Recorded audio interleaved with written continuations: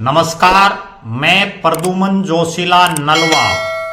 आज से हम हरियाणा प्रदेश की जो 10 लोकसभा क्षेत्र हैं उनमें आज तक कौन कौन नेता चुना गया, कौन 2 नंबर पर रहा, कौन सांसद से और मंत्री तक भी बना, किसका क्या राजनीतिक बैकग्राउंड रहा और उन्होंने राजनीति में कितनी ऊंचाइयां हासिल की, उन तमाम विषयों पर अलग अलग लोकसभा क्षेत्रों पर चर्चा करेंगे।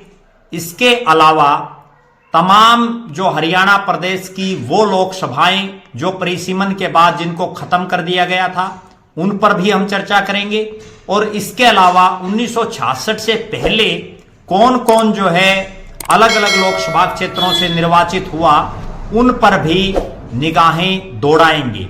लेकिन शुरुआत में हम करेंगे 1971 से, जब हरियाणा प्रदेश 1 नवंबर 1966 को बना और उसके बाद जो पहला लोकसभा का चुनाव हुआ उसके बाद से और अब तक यानी 2019 के लोकसभा चुनाव तक कौन कौन किस किस सीट पर जीता, किस किस ने चुनाव लड़ा, कौन मुख्य प्रत्याशी रहे, कितना अंतर रहा, उन तमाम विषयों पर हम चर्चा करेंगे। और आज सबसे पहले हम शुरुआत करते हैं हरियाणा प्रदेश की चर्चित लोकसभा सीटों में शामिल, जो एक तरफ राजस्थान से लगती है तो दूसरी तरफ पंजाब का एक बड़ा हिस्सा उस सीट के साथ लगता है और वो सीट एससी रिजर्व है, आरक्षित है। जी हां, हम बात कर रहे हैं सिरसा लोकसभा क्षेत्र की।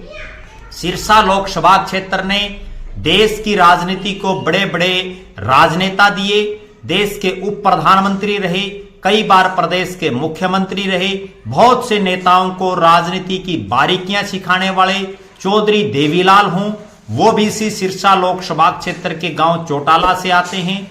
प्रदेश के कई बार के मुख्यमंत्री चौधरी ओम प्रकाश चौटाला हों, वो भी चौटाला गांव से हैं, चौधरी देवीलाल के बेटे हैं। ये 2 नेता प्रदेश के मुख्यमंत्री रहे इस लोकसभा क्षेत्र से और इसके अलावा इस लोकसभा क्षेत्र ने कई बड़े बड़े नेताओं को दिया। अब बात करते हैं सिरसा पार्लियामेंट्री जो क्षेत्र है उसकी। सिरसा लोकसभा क्षेत्र में पिछले जो 13 लोकसभा के चुनाव हुए हैं सन 1971 से लेकर के और 2019 तक, उसमें जो एक सबसे बड़ी बात निकल करके आई है वो ये है कि इन 13 में से 5 बार एक ही परिवार के सांसद यहां से बने। पहले पिता बने 3 बार और उसके बाद 2 बार उनकी बेटी बनी। चौधरी दलबीर सिंह जो हिसार जिले के प्रभुवाड़ा गांव से संबंध रखते हैं और वो जो है सांसद बने सिरसा लोकसभा क्षेत्र से 3 बार, केंद्र में मंत्री बने। उनकी बेटी कुमारी शैलजा भी 2 बार जो है सांसद बनी और केंद्र में मंत्री बनी, बड़े बड़े पदों पर रही। अब सिलसिलेवार तौर पर हम अगर बात करें, सन 1971 का जब पहला लोकसभा का चुनाव हुआ तो हरियाणा बनने के बाद उसमें चौधरी दलबीर सिंह कांग्रेस पार्टी के प्रत्याशी के तौर पर उन्होंने चुनाव लड़ा। उनको 2,13,610 मत मिले और उनके मुकाबले में विशाल हरियाणा पार्टी के चौधरी जगन्नाथ ने चुनाव लड़ा और उनको 91,987 मत मिले। इस चुनाव में 1,21,623 वोटों से जो है चौधरी दलबीर सिंह चुनाव जीते। बाद में वो बड़े ओहदों पर रहे। इस चुनाव में उनके अलावा कोई और प्रत्याशी बहुत बड़ा प्रदर्शन नहीं कर पाया। कुल 5 कैंडिडेट इस चुनाव में थे।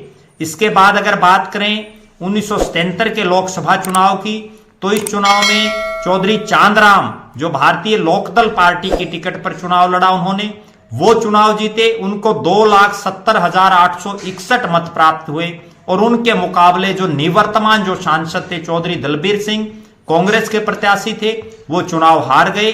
उन्हें 1,17,693 वोट मिले और 1,53,168 वोटों के भारी भरकम अंतर से जो है चौधरी दलबीर सिंह दूसरा चुनाव हारे। इस चुनाव में 2 प्रत्याशी और थे लेकिन उनको मात्र कुछ ही मत मिल पाए। मुख्य मुकाबला इन्हीं 2 उम्मीदवारों में रहा। इसके बाद अगर बात करें 1980 के लोकसभा चुनाव की, 1980 के लोकसभा चुनाव में कांग्रेस पार्टी ने एक बार फिर से चौधरी दलबीर सिंह को टिकट दिया। अब जो इंडियन नेशनल कांग्रेस था वो अब इंडियन नेशनल कांग्रेस आई बन चुका था और उसकी टिकट पर चौधरी दलबीर सिंह ने चुनाव लड़ा। उनको 1,53,233 मत मिले। उनके मुकाबले में फूलचंद जो जनता पार्टी सेकुलर के प्रत्याशी थे, उनको 1,31,732 मत मिले। इस चुनाव में जो सबसे दिलचस्प बात थी वो ये थी कि पहली बार तिकोना मुकाबला इस लोकसभा में हुआ और केसरा राम जो जनता पार्टी के प्रत्याशी के रूप में उन्होंने चुनाव लड़ा और 1 लाख से कुछ कम यानी 96,996 मत केसरा राम जी को मिले। इनके अलावा कई और प्रत्याशी थे लेकिन उनकी गिनती बहुत कम वोटों पर रही और कुल मिलाकर के इस चुनाव में 21,501 वोटों से जो है चौधरी दलबीर सिंह चुनाव जीतने में कामयाब रहे। केंद्र में मंत्री बने चौधरी दलबीर सिंह। उनकी बेटी भी राजनीति में बड़े उच्च मुकाम पर रही। उनके भाई भी राज्यसभा के सांसद रहे। उसके बाद 1984 का लोकसभा चुनाव आया और इस लोकसभा चुनाव में कांग्रेस पार्टी ने एक बार फिर से चौधरी दलबीर सिंह को टिकट दी। उनको 2,77,855 मत मिले। उनके मुकाबले में लोकदल ने मनीराम को चुनाव में उतारा और मनीराम को 2 लाख से कुछ कम यानी 1,95,923 वोट मिले। इस चुनाव में एक बार फिर से वही हुआ जो पिछले चुनाव में तिकोना मुकाबला था। इस बार फिर से आमने सामने की टक्कर हुई। बाकी जितने प्रत्याशी थे उनको मुट्ठी भर वोट ही मिल पाए और इस चुनाव में चौधरी दलबीर सिंह 81,932 वोटों से चुनाव जीत गए।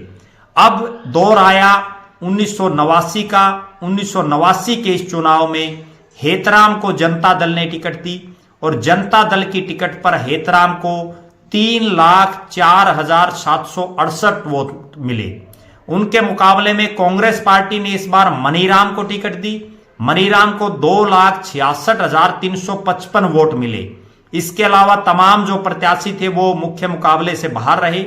इस चुनाव में 38,413 वोटों से जो है चुनाव जीतने में हेतराम कामयाब रहे।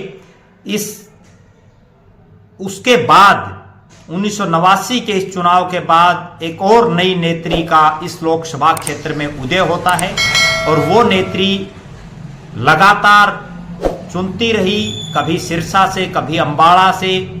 उनका नाम कुमारी शैलजा चौधरी दलबीर सिंह की बेटी, प्रदेश कांग्रेस की अध्यक्ष रह चुकी, केंद्र में मंत्री रही, उत्तराखंड के वर्तमान में प्रभारी हैं और वर्तमान में राष्ट्रीय महासचिव हैं कांग्रेस पार्टी की।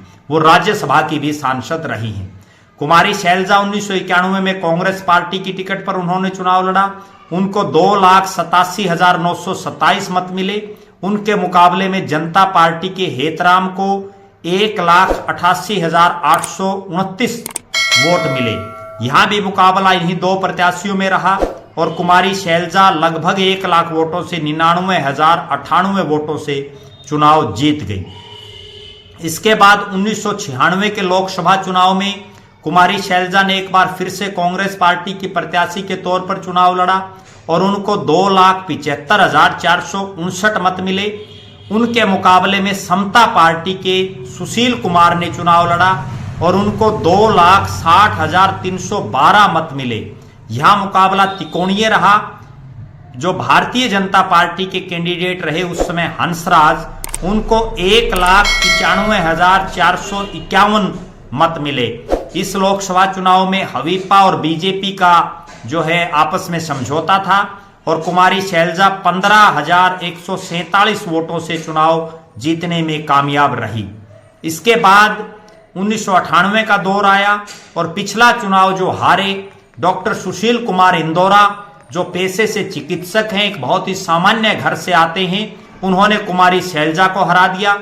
डॉक्टर सुशील कुमार इंदौरा हरियाणा लोकदल राष्ट्रीय जो चौधरी देवीलाल की पार्टी थी उससे उन्होंने चुनाव लड़ा और 3,09,451 उनको वोट मिले। उनके मुकाबले कुमारी शैलजा जो कांग्रेस की कैंडिडेट थी उनको 2,15,221 मत मिले। यहां भी मुकाबला त्रिकोणीय रहा और जो भारतीय जनता पार्टी के कैंडिडेट थे हंसराज, उनको 1,84,562 मत प्राप्त हुए। इस चुनाव में सुशील कुमार इंदौरा ने लगभग 1 लाख वोटों से 93,930 वोटों से जो है कुमारी शैलजा को चुनाव हराया। उसके बाद अटल बिहारी वाजपेयी जी की लहर चल रही थी देश में। 1999 का फिर से चुनाव आया और एक बार फिर से डॉक्टर सुशील कुमार इंदौरा चुनाव जीते। इस बार उनकी पार्टी का नाम वही चौधरी देवीलाल की पार्टी, सिर्फ नाम बदल गया, इंडियन नेशनल लोकदल। उनको वोट मिले 4,19,278। उनके मुकाबले कांग्रेस पार्टी के जो प्रत्याशी रहे ओम प्रकाश, उनको 2 लाख से कम वोट मिले। 1,99,552 उनको मत मिले। और इस चुनाव में सुशील कुमार इंदौरा 2 लाख से ज्यादा वोटों से 2,19,726 मतों से चुनाव जीते। आमने सामने की टक्कर रही। बाकी जो प्रत्याशी खड़े थे उनको कोई बहुत ज्यादा मत नहीं मिल पाए। उसके बाद दौर आता है 2004 का, जब श्रीमती सोनिया गांधी के नेतृत्व में कांग्रेस पार्टी जो है लगातार संघर्ष कर रही थी और उसका नतीजा ये आया कि सिरसा से भी कांग्रेस के प्रत्याशी जीते। सरदार आत्मा सिंह गिल जो रतिया विधानसभा क्षेत्र से संबंध रखते हैं, वो कांग्रेस के प्रत्याशी थे। उनको 3,49,397 मत मिले। उनके मुकाबले जो इंडियन नेशनल लोकदल के प्रत्याशी थे, 2 बार के जो लगातार सांसद थे, डॉक्टर सुशील कुमार इंदौरा, उनको 2,77,922 मत मिले। इसी चुनाव में भारतीय जनता पार्टी के जो प्रत्याशी थे महावीर प्रसाद, उनको 1,15,128 मत मिले। इसके अलावा हरियाणा विकास पार्टी के प्रत्याशी भी थे, उनको 46,059 मत इस चुनाव में मिले। कुल मिलाकर के इस चुनाव में आत्मा सिंह गिल ने 71,475 वोटों से, जो 2 बार के लगातार सांसद थे सुशील कुमार इंदौरा, उनको चुनावी मैदान में हराया। इसके बाद दौर आता है 2009 का। कांग्रेस पार्टी सत्ता में थी, डॉक्टर मनमोहन सिंह देश के प्रधानमंत्री थे और ऐसी आसार थे कि कांग्रेस फिर से सत्ता में आएगी। तब कांग्रेस ने एक ऐसे युवा चेहरे को सिरसा से चुनावी मैदान में उतारा जो ना सिरसा लोकसभा को जानता था, ना सिरसा की जनता उसको जानती थी। झज्जर जिले के चिमनी गांव से वो संबंध रखता था। एनएसयूआई का राष्ट्रीय अध्यक्ष रहा था। छात्र राजनीति से वो सक्रिय था। उसके बाद जो है वो युवा कांग्रेस का भी राष्ट्रीय अध्यक्ष बना और राहुल गांधी के नजदीकियों में शामिल था। डॉक्टर अशोक तंवर, उनको जो है आत्मा सिंह गिल जो मौजूदा सांसद थे, उनकी टिकट काट करके चुनावी मैदान में कांग्रेस ने उतारा और अशोक तंवर ने पहली बार में ही जीत हासिल की। उनको 4,15,584 मत मिले। कांग्रेस पार्टी के वो कैंडिडेट थे। उनके मुकाबले में पूर्व विधायक डॉक्टर सीताराम को इंडियन नेशनल लोकदल ने टिकट दी। सीताराम को 3,80,085 मत मिले।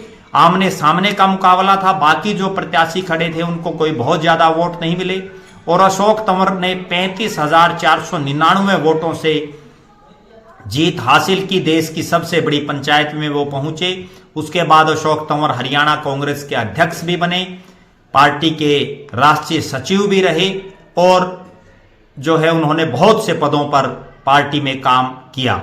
इसके बाद 2014 का लोकसभा चुनाव आता है। चरणजीत सिंह रोड़ी जो विधायक भी रहे, जिला पार्षद रहे, सरपंच रहे रोड़ी गांव के, बड़ा गांव है रोड़ी में और चौटाला परिवार के काफी नजदीकी वो रहे। उनको इंडियन नेशनल लोकदल ने सांसद की टिकट दी और वो जीतने में कामयाब रहे। उनको 5,63,070 मत मिले। उनके मुकाबले में कांग्रेस पार्टी के डॉक्टर अशोक तंवर जो उस समय के सांसद थे निवर्तमान, उनको 3,90,634 मत मिले। वो चुनाव हार गए। इस चुनाव में तीसरे नंबर पर जो रहे वो रहे हरियाणा जनहित कांग्रेस के जो चौधरी भजनलाल की पार्टी थी। डॉक्टर सुशील कुमार इंदौरा 2 बार के सांसद, उनको 2,41,067 मत प्राप्त हुए। इस चुनाव में आम आदमी पार्टी ने भी अपना प्रत्याशी उतारा। उनके प्रत्याशी को भी 66,844 मत मिले।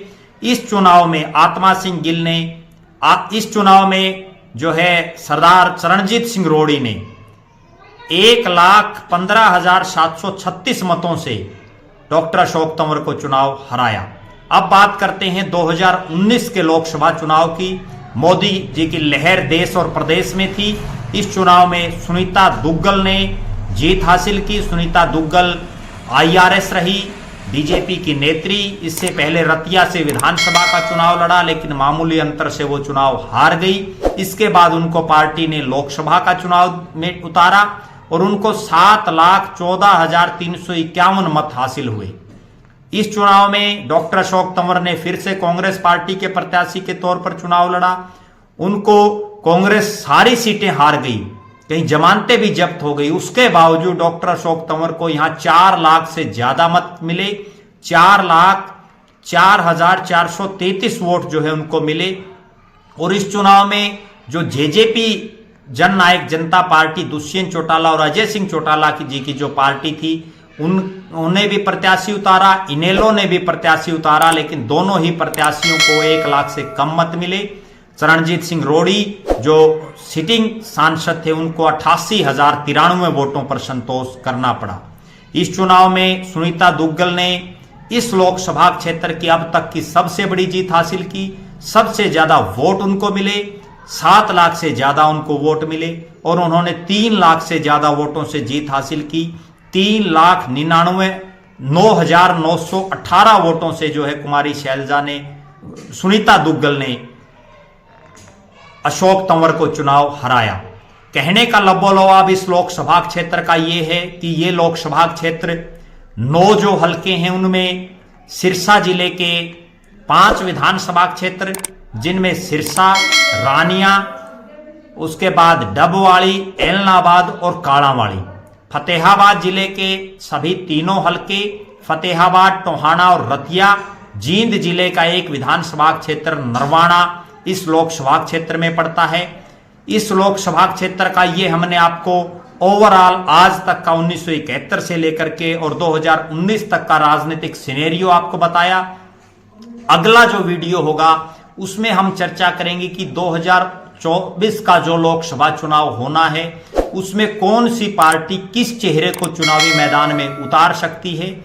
उस पर हम तमाम जो राजनीतिक पार्टियां हैं उनके जो प्रमुख दावेदार हैं, जो जिताऊ प्रत्याशी हैं, उन पर हम चर्चा करेंगे। आप लगातार हमारे साथ बने रहें। हमारे फेसबुक पेज को लाइक और फॉलो करें, यूट्यूब पर चैनल को सब्सक्राइब करें, बेल आइकन घंटी का बटन अवश्य दबाएं, वीडियो को ज्यादा से ज्यादा शेयर करें, अपने बहुमूल्य कमेंट्स अवश्य लिखें। बहुत बहुत धन्यवाद। आपका अपना प्रद्युमन जोशीला नलवा।